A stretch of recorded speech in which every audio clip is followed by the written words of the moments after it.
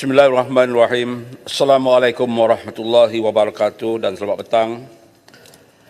Terima kasih Datuk Yang di-Pertua kerana memberikan peluang kepada Jempol mengambil bahagian dalam perbahasan yang amat penting hari ini, iaitu Akta Perlembagaan Pindaan 2024. Puan Yang Pertua, tambah sekali Jempol ingin menarik perhatian Dewan kepada ketidakseimbangan yang wujud dalam perkara 14 dan jadual kedua Perlembagaan Persekutuan.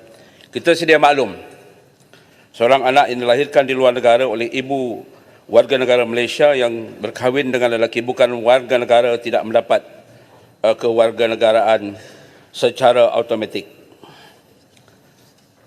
Jempol berpandangan pindaan ini perlu dan wajar agar anak kepada ibu warga negara Malaysia yang lahir di luar negara juga boleh mendapat kerakyatan secara automatik sejajar dengan hak kesamarataan berpandukan perkara 8/2 Perlembagaan Persekutuan.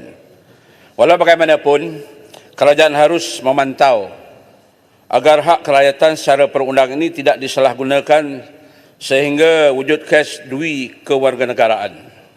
Adalah jelas dasar kerajaan Malaysia tidak mengiktiraf pemilikan lebih daripada satu kewarganegaraan. Di bawah perkara 24 Perlembagaan Persekutuan, jika didapati mana-mana warga negara Malaysia mempunyai dui kewarganegaraan, maka kerajaan persekutuan boleh melalui perintah melucutkan kewarganegaraan orang itu.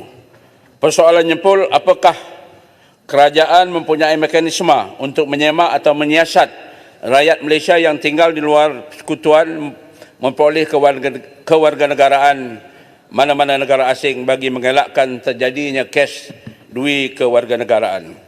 Puan Yang di-Pertua, seterusnya pindaan perkara 15/1C Perlembagaan Persekutuan menetapkan syarat isteri yang memohon menjadi warga negara hendaklah mempunyai pengetahuan yang mencukupi dalam bahasa Melayu.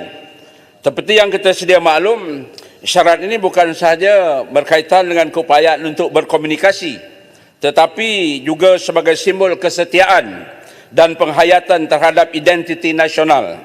Menguasai bahasa Melayu bukan sekadar formaliti, tetapi satu kewajipan yang memastikan bahawa setiap warga negara memahami asas budaya, sejarah dan nilai yang kita pertahankan. Persoalan Jempol, bagaimanakah kemahiran bahasa Melayu ini akan diuji dan apakah mekanisme bagi memastikan penilaian ujian ini adalah selaras di setiap lokasi temuduga bagi memastikan calon mempunyai pengetahuan yang mencukupi dalam bahasa Melayu. Adakah di peringkat penilaian dan temuduga elemen seperti soalan civics, sejarah dan kenegaraan seperti isu kontrak perkara 153 dalam perlembagaan termasuk dalam proses penilaian permohonan bagi memastikan pemohon benar-benar faham dan menghayati asas negara Malaysia? Puan Yang di-Pertua, Jempol menyambut baik pindaan perkara 18/1A Perlembagaan Persekutuan yang memperuntukkan bahawa permohon warga negara Malaysia yang telah mencapai umur 18 tahun hendaklah mengangkat sumpah berdasarkan jadual pertama dalam masa 48 bulan, yang mana sekiranya gagal, individu tersebut terhenti menjadi warga negara. Ini jelas menunjukkan ketegasan kerajaan agar setiap daripada pemohon yang menerima kewarganegaraan hendaklah mengikrarkan taat setia mereka kepada negara Malaysia yang tercinta ini.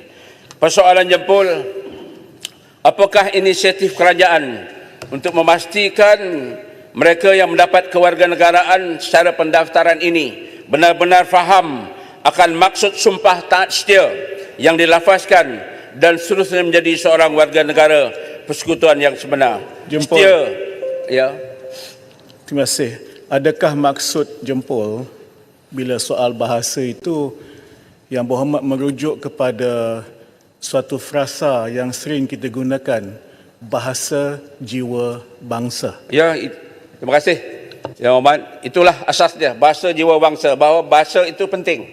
Ya, sebagaimana kita lihat negara kita ni, bahasa rasmi negara kita ada bahasa Melayu dan dia memperjelaskan seperti yang dikatakan tadi bahasa jiwa bangsa. Terima kasih dan saya amat bersetuju.